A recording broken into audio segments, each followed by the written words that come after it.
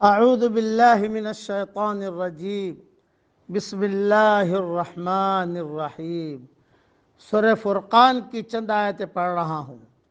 اصحاب الجنت یومئذ خیر مستقرا واحسن مقیلا، البتہ اس دن جنتیوں کا ٹھکانہ بہتر ہوگا اور خوابگاہ بھی عمدہ ہوگی۔ وَيَوْمَ تَشَقَّقُ السَّمَاءُ بِالْغَمَامِ وَنُزِّلَ الْمَلَائِكَةُ تَنزِيلًا، اور جس دن آسمان بادل سمیت پھٹ جائے گا اور فرشتے لگاتار اتارے جائیں گے۔ الملک یومئذ الحق للرحمن، اس دن صحیح طور پر ملک صرف رحمان کا ہی ہوگا۔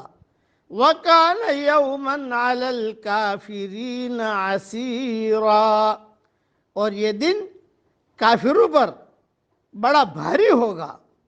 وَيَوْمَ يَعَضُّ الظَّالِمُ عَلَى يَدَيْهِ يَقُولُ يَا لَيْتَنِي اتَّخَذْتُ مَعَ الرَّسُولِ سَبِيلًا، اور اس دن ظالم شخص اپنے ہاتھوں کو چبا چبا کر کہے گا، ہائے کاش کہ میں نے رسول اللہ صلی اللہ علیہ وسلم کی راہ اختیار کی ہوتی۔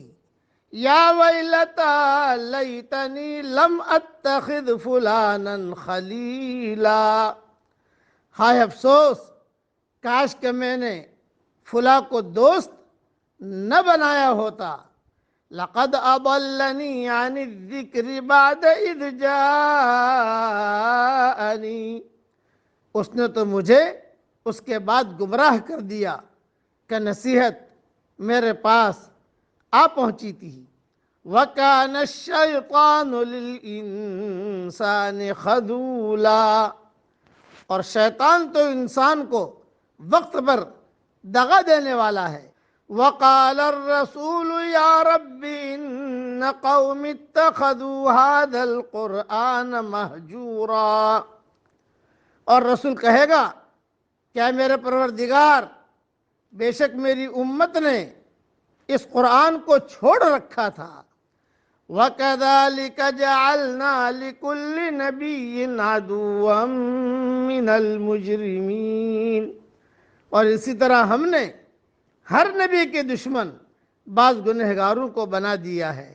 وَكَفَى بِرَبِّكَ هَادِيًا وَنَصِيرًا، اور تیرا رب ہی ہدایت کرنے والا اور مدد کرنے والا کافی ہے۔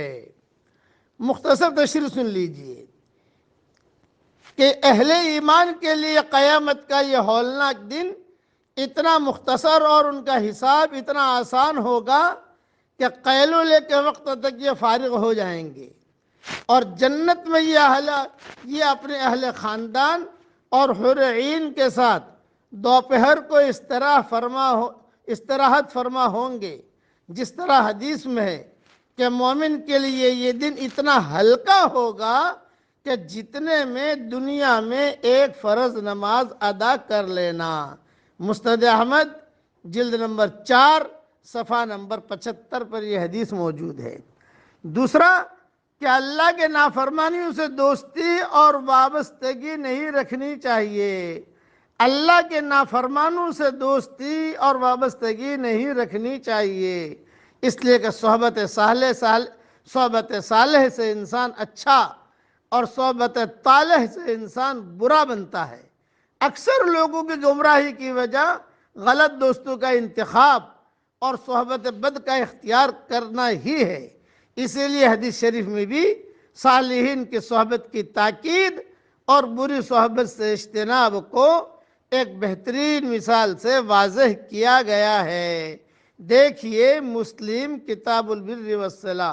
اسی وجہ سے اچھے دوست بنائیے اور اچھی سہیلیاں بنائیے، اور یہ جو واٹس ایپ کا سبق ہے یہ بھی اچھا دوست ہے، اس سے بھی دوستی کر لیجئے تاکہ روزانہ نئی نئی باتیں اللہ رسول کی اور اہم نصیحتیں پہنچتی رہیں، اور اچھے دوستوں کا انتخاب کیجئے۔ اللہ تعالی ہم سب کو عمل کرنے کی توفیق عطا فرمائے اور اپنی بڑی بڑی جنتوں میں اللہ ہم سب کو داخل فرمائے. آمین. وآخر دعوانا ان الحمد للہ رب العالمین.